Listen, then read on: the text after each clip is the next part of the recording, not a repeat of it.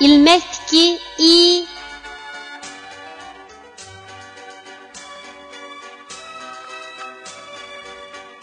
Bu harfning talaffuz qilinishi mundaq.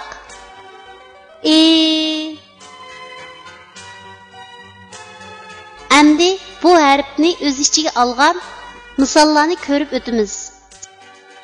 İ'ning beshidan olinadigan shakli. Misol ishik. İ'ning beshidan olinadigan shakli. Misol idish. İ'ning bosh va oyog'idan olinadigan shakli. Misol gilas. İ'ning bosh va oyog'idan olinadigan shakli. Misol she'r. İ'ning oyog'idan olinadigan shakli. Misol tikchi. İ'ning ayrim shakli. Misol yazdi. İ'ning oyog'idan olinadigan shakli. İ'ning ayrim shakli. Tuanda biz rasmga birlashtirib, yuqorida o'rganib o'tgan harfning to'g'ri yozilish tartibini mashq qilib o'tamiz.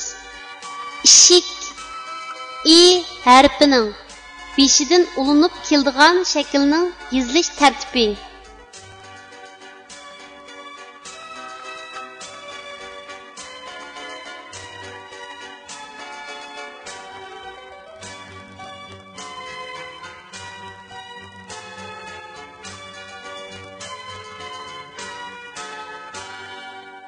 İdish i harfining beshidan ulinib keladigan shaklning yozilish tartibi.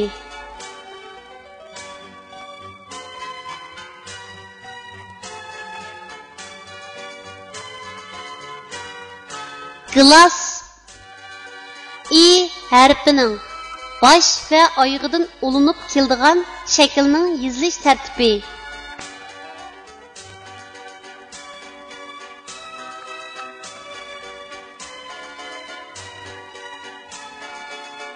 She'r i harfining bosh va oyog'idan ulinib keladigan shaklning yozilish tartibi.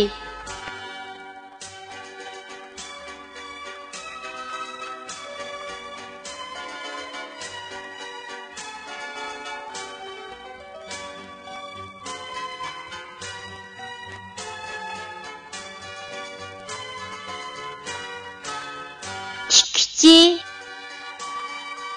i harfining oyog'idan ulinib keladigan shaklning yozilish tartibi.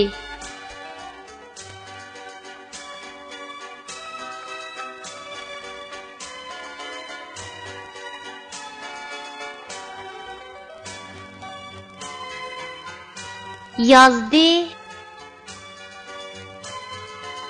i harfining ayrim shaklining yozilish tartibi.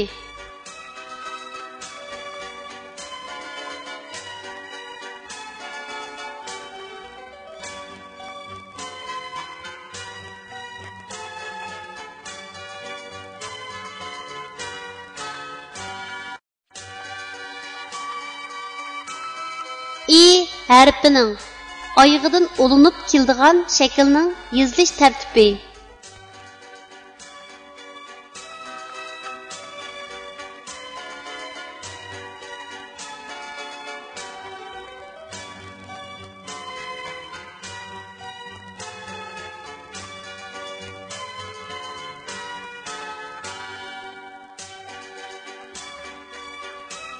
I harfining ayrim shaklining yozilish tartibi.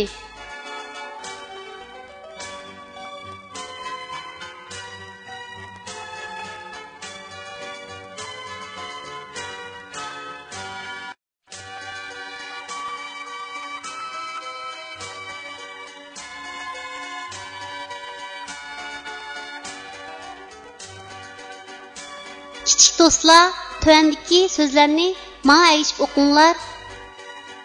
Is, i, shi, eshi, a, ti, si, atsi, it, at, ni, atni, a, ni, si, anısı, iş, ya, sın, yasın,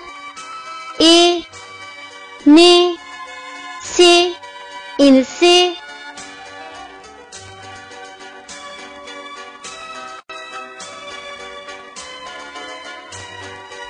İttifaqlıq güc 1, 2, 3 İttifaqlıq güc Çeylep yenciyimiz Düşman gelse duç